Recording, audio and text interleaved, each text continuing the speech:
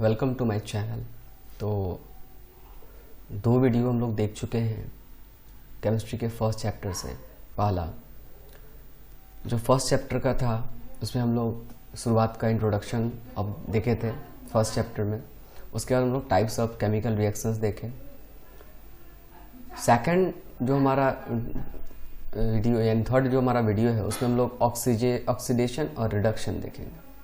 ठीक है, ऑक्सीडेशन और रिडक्शन देखेंगे फुल डिटेल में, समझेंगे इसको। ऑक्सीडेशन का मतलब होता है कि जो इलेक्ट्रॉन का ट्रांसफर होता है उससे भी हम लोग समझ सकते हैं, लेकिन हम दोनों बात समझेंगे। पहले बेसिक तरीका थोड़ा सा और उसके बाद एडवांस तरीका। तो बेसिक में हमारा है ऑक्सीडेशन रिडक्शन में कि ऑक्सीजन का मतलब होता है gain of oxygen and loss of oxygen. Reduction का मतलब होता है loss of oxygen. Gain of oxygen को हम लोग इस तरह से भी समझ सकते हैं कि एडिशन ऑफ ऑक्सीजन। अगर ऐड हो रहा है ऑक्सीजन तो समझ जाते हैं कि ऑक्सीडेशन। जैसे इस एग्जांपल में देखो, कार्बन मोनोऑक्साइड और कार्बन डाइऑक्साइड, पहले एक ऑक्सीजन था लेकिन अब 2 ऑक्सीजन है। इसका मतलब ऑक्सीजन ऐड हो रहा है। यहाँ देखो रिडक्शन हो रहा है क्योंकि पहले इस आयरन के पास बहुत सारा ऑक्सीजन था लेकिन बेचारा अब एक भी ऑक्सीजन नहीं है।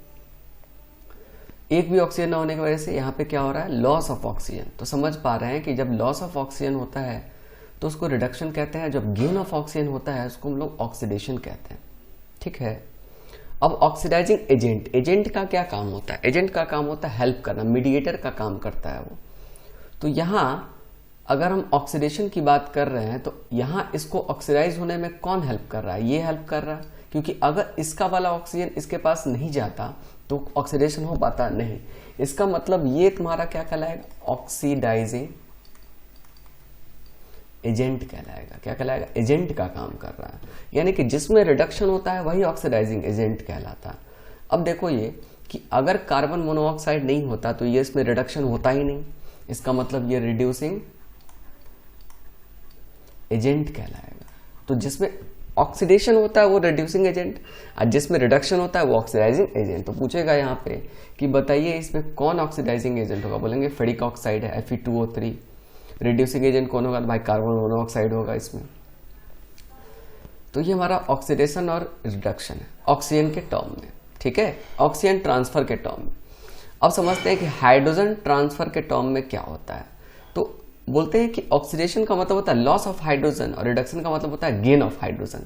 अगर हाइड्रोजन का लॉस हो रहा है, हाइड्रोजन रिमूव हो रहा है, तो उसको कहेंगे ऑक्सीडेशन। जैसे यहां देखो हाइड्रोजन का लॉस या हाइड्रोजन का गेन। तो अगर हाइड्रोजन आ रहा है तो समझ जाओ कि रिडक्शन है, हाइड्रोजन जा रहा है तो समझ जाओ कि ऑक्सीडेशन है। तो यहां इस एग्जांपल में हम लोगों को दिखाई दे रहा है कि कार्बन जो कॉपर ऑक्साइड था वो बेचारा अकेला हो गया, कॉपर का रिमूवल हो गया, ऑक्सीजन का रिमूवल हो गया इसमें से। कॉपर बेचारा अकेले तन्हाई में जिंदगी जी रहा और हाइड्रोजन जो था वो ऑक्सीजन के साथ क्या हो गया, कंबाइन हो गया। तो यहाँ देख पा रहे हैं कि ऑक्सीजन का एडिशन हुआ है इसका, इसलिए क्या कहलाएगा ऑक्सीडेशन, और रिडक्शन कहलाएगा क्योंकि यहाँ पे ऑक्सीजन का रिमूवल हो गया। सब दोनों ही रिमूवल ऑफ ऑक्सीजन का एग्जाम्पल्स हैं। ठीक है, अगर हम लोग हाइड्रोजन का एग्जाम्पल्स देखेंगे, ये दोनों ही हमारा ऑक्सीजन का एग्जाम्पल है कि दोनों ही केसेस में हमारा जो ऑक्सीजन था वो रिमूव हो रहा। अब यहाँ देखो कि ऑक्सीजन में हाइड्रोजन आ रहा, ऑक्सीजन में हाइड्रोजन का एडिशन हो रहा, यहां से इस तरह से समझ देते हैं। तो ऑक्सीजन में हाइड्रोजन का एडिशन हो रहा है तो यहां से हम समझ पाते हैं कि अगर हम इसकी बात करेंगे तो बेचारा यहाँ पे पहले ऑक्सीजन अकेला था लेकिन अब हाइड्रोजन ऐड हो गया, इस तरह से हम कह सकते हैं। लेकिन हम लोग को बस यहाँ पे बस देखना है कि हाइड्रोजन में एडिशन हो रहा है कि नहीं। तो दोनों केसेस में देख पा रहे हैं इस रिएक्शन में सिर्फ ऑक्सीजन का खेल है, हाइड्रोजन का कोई खेल है ही नहीं। तो बहुत कम ऐसा एग्जाम्पल मिलता है जहाँ पे हाइड्रोजन को ऐड करने के लिए मिलता है। जब हम लोग loss of electron, gain of electron की बात करेंगे वहाँ ज़्यादा अच्छा समझ में आएगा। यहाँ बस इतना समझना है कि अगर हाइड्रोजन रिमूव हो रहा है तो ऑक्सीडेशन और हाइड्रोजन ऐड हो रहा है तो रिडक्शन। ओके, इसमें भी वही बात होता है। ऑक्सीडाइजिंग एजेंट ऑक्सीजन देता है, रिड्यूसिंग एजेंट ऑक्सीजन को रिमूव करता है दूसरे सब्सटेंस से या फिर हाइड्रोजन प्रोड्यूस करता है। तो ये हमारा कुछ बेसिक था ऑक्सीडेशन रिडक्शन को लेकर के। अगर हम लोग इलेक्ट्रॉन ट्रांसफ़र की बात करते हैं कि इलेक्ट्रॉन ट्रांसफ़र से हम कैसे समझ पाएंगे कि किसमें ऑक्सीडेशन हो रहा है, किसमें रिडक्शन हो रहा है, ठीक है, तो समझते हैं इसको। तो ऑक्सीडेशन का मतलब होता है लॉस ऑफ इलेक्ट्रॉन, रिडक्शन का मतलब होता है गेन ऑफ इलेक्ट्रॉन। अगर लॉस हो रहा है तो समझ जाएंगे ऑक्सीडेशन, गेन हो रहा है तो समझ जाएंगे रिडक्शन। अब देखो यहाँ पे Fe2+ में Fe3+ हो गया, देखो 2+ से 3+ हुआ, इसका मतलब है कि यहाँ पे गेन हुआ होगा, गेन ऑफ इलेक्ट्रॉन, ठीक है। अगर गेन नहीं होता तो एक पॉजिटिव चार्ज, सॉरी लॉस हो रहा होगा, उल्टा हम बोल दिए यहाँ पे, इसको लॉस कर लो, ये लॉस हो रहा है, क्या हो रहा है यहाँ पे, लॉस हो रहा है, ठीक है, गेन नहीं हो रहा है, इसको हम तो कहेंगे कि ये लॉस हो रहा है, ओके। तो ये लॉस ऑफ इलेक्ट्रॉन हो रहा है, लॉस ऑफ इलेक्ट्रॉन। अगर लॉस ऑफ इलेक्ट्रॉन ना होता तो यहाँ पे 1+ से इंक्रीज नहीं होता, यानी कि 2+ से 3+ हो रहा है। लॉस ऑफ इलेक्ट्रॉन क्या कहलाता है, देखो लॉस ऑफ इलेक्ट्रॉन ऑक्सीडेशन कहलाता है, इसका मतलब ऑक्सीडेशन हो रहा है इसमें। यहां देखो कि C4+ है से 3+ हो गया, एक प्लस की संख्या घट गई है, इसका मतलब यहाँ पे गेन ऑफ इलेक्ट्रॉन हुआ है। क्या हुआ है, gain of electron. Gain of electron क्या कहलाता है तुम्हारा, रिडक्शन कहलाता है। क्या कहलाता है, रिडक्शन। तो अगर लॉस ऑफ इलेक्ट्रॉन हो रहा है तो ऑक्सीडेशन, गेन ऑफ इलेक्ट्रॉन रहता है रिडक्शन कहलाता है। जनरली सारे जो केमिकल रिएक्शंस होते हैं उसमें ऐसा कुछ ना कुछ होता ही है, तो ऑलमोस्ट वो सारे केमिकल रिएक्शन तुम्हारे रिडॉक्स रिएक्शन कहलाते हैं, यानी कि जिसमें ऑक्सीडेशन और रिडक्शन दोनों होता है उसको हम लोग रिडॉक्स रिएक्शन कहते हैं, ठीक है।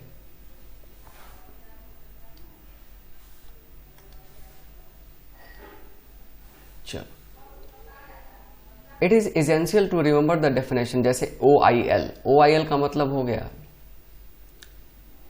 और RIG का मतलब, ठीक है। तो ऑक्सीडेशन तभी होगा जब इलेक्ट्रॉन का लॉस होगा, ठीक है, और रिडक्शन तभी होगा जब इलेक्ट्रॉन का गेन होगा। गेन होगा तो रिडक्शन और लॉस हो गया तो ऑक्सीडेशन।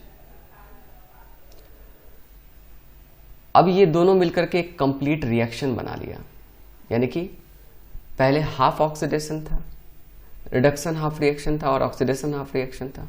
अब ये दोनों आपस में कंबाइन कर लिया तो क्या हो गया, कंप्लीट रिएक्शन। ये तो है ना कंप्लीट रिएक्शन। तो ये अगर हम बात करें सिर्फ Fe की, अगर हम बात करें सिर्फ Fe2+ में बन गया Fe3+, कैसे बना, तो एक इलेक्ट्रॉन को लूज करके।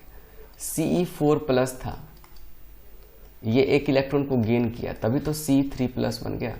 तो ये हमारा हो गया ऑक्सीडेशन हाफ रिएक्शन, ये हो गया रिडक्शन हाफ रिएक्शन, और ये हो गया कंप्लीट रिएक्शन। ऑक्सीडेशन स्टेट क्या होता है, कहता है the condition of a species with a specified oxidation number an element with a given oxidation number exists in the corresponding oxidation state। तो जो उसका ऑक्सीडेशन नंबर होगा वही इसका ऑक्सीडेशन स्टेट भी होगा, ठीक है। अब जैसे कुछ असाइन ऑक्सीडेशन नंबर्स हैं, उनकी बात हम लोग कर लेते हैं।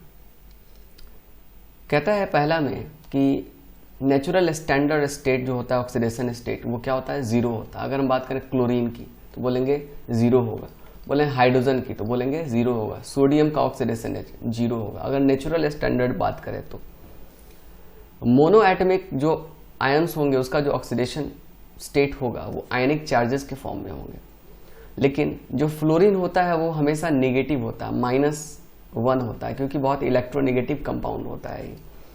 अल्कली जो होते हैं फर्स्ट कॉलम के, उसका ऑक्सीडेशन स्टेट 1 होता है। अल्कलाइन होते हैं उनका ऑक्सीडेशन स्टेट 2 होता है। हाइड्रोजन जो होता है इज ऑलमोस्ट 1 होता है, एक्सेप्शन अगर वो मेटल के साथ कंबाइन करेगा तो वो बदल जाता है, वो माइनस हो जाता है उसका ऑक्सीडेशन स्टेट, लेकिन हमेशा प्लस होता है। अगर हम ऑक्सीजन की बात करें तो वो हमेशा -2 होगा कंपाउंड में, लेकिन अगर ऑक्सीजन खुद के साथ कंबाइन कर लिया या ऑक्सीजन फ्लोरीन के साथ कंबाइन कर लिया तो इस केस में बदल जाएगा, क्योंकि फ्लोरीन ज़्यादा इलेक्ट्रोनेगेटिव है, तो यहाँ प्लस हो जाएगा। फिर कहता है the sum of all the oxidation numbers in the species equal to charge of that species, यानी कि जितने भी सम होंगे ऑक्सीडेशन नंबर्स के वो बराबर हो जाएगा टोटल चार्ज। वो टोटल चार्ज, और टोटल चार्ज क्या होता है, वो 0 हो जाता है, ठीक है। अब यहाँ देखो गौर से कि ये +3 है और ये -2 है, ठीक है। तो इसका टोटल चार्ज हो गया -6। फिर ये +2 है और -2 है, और यहां देख पा रहे हैं कि जो हमारा आयरन है वो Fe3+ था, पहले Fe3+ था, लेकिन अब क्या हो गया यहाँ पे Fe हो गया, ठीक है। क्या हो गया Fe। अब ये इसका नेचुरल स्टेट है, क्या है नेचुरल स्टेट। अगर इसके नेचुरल स्टेट की बात करें तो इसका ऑक्सीडेशन स्टेट क्या हो जाएगा 0। क्या हो जाएगा 0 हो जाएगा। Fe हमारा अकेला है बेचारा। फिर ऑक्सीजन को देखो, यहाँ -2 है और यहाँ देखो तो ऑक्सीजन यहाँ -2 है, कोई चेंजेस ही नहीं हो रहा है ऑक्सीजन में। लेकिन यहाँ अगर हम कार्बन को देखें तो +2 है और यहाँ देखें तो +4 है, तो +2 से +4 हो गया, इसका मतलब हुआ लॉस ऑफ इलेक्ट्रॉन। और यहाँ देखो आयरन में +3 से 0 हो गया, इसका मतलब gain of electron. Gain of electron हो गया, इसका मतलब ये रिडक्शन हो गया। और ये जो लॉस ऑफ इलेक्ट्रॉन हुआ है, इसका मतलब ये क्या हो गया ऑक्सीडेशन हो गया, ठीक है। जैसे ऑक्सीजन और फ्लोरीन की बात करते हैं तो फ्लोरीन कहता है कि हमेशा निगेटिव होते हैं, इसके कारण ये पॉजिटिव हो जाएगा +1। इसलिए ऑक्सीजन जो होता है वो हमेशा -2 बनाता है किसी भी कंपाउंड में, उसका ऑक्सीडेशन स्टेट -2 होता है। लेकिन अगर वो फ्लोरीन के साथ कंबाइन में है तो उसका +1 हो जाता है, ठीक है। ये एक्सेप्शन था हमारा।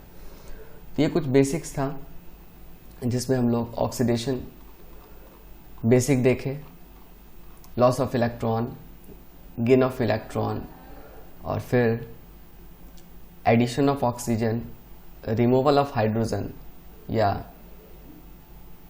Addition of hydrogen and removal of oxygen. ये सारे हम एग्जाम्पल्स थे। उम्मीद है सबको समझ में आ गया होगा कि कैसे इलेक्ट्रॉन का लॉस होता है तो ऑक्सीडेशन कहलाता है, और इलेक्ट्रॉन का गेन होता है तो रिडक्शन कहलाता है। जैसे यहाँ पे Fe वाले एग्जाम्पल में हम लोग देख चुके हैं कि कैसे ये हुआ, लॉस ऑफ इलेक्ट्रॉन और गेन ऑफ इलेक्ट्रॉन। Fe2+ से Fe0 हो गया क्योंकि इसका नेचुरल स्टेट 0 होता। अब ऊपर में जो हमारा एक एग्जाम्पल था उसको भी अगर हम यहाँ देखें, Fe2+ से Fe2+ है यहाँ पे, Fe2+ से क्या हो गया Fe3+ हो गया। देखो तो लॉस ऑफ इलेक्ट्रॉन ऑक्सीडेशन, और यहाँ देखो तो C4+ से C3+ हो गया, गेन ऑफ इलेक्ट्रॉन तो रिडक्शन। उम्मीद है सबको समझ में आ गया होगा। ये कंप्लीट वीडियो था फर्स्ट चैप्टर से। वैसे 10th क्लास में इतना हैवी नहीं है, NCERT में थोड़ा ही सा बस दे रखा है ऑक्सीडेशन और रिडक्शन के बारे में। इसके बाद का जो है छोटा सा टॉपिक दे रखा है रैंसिडिटी एंड कोरोजन।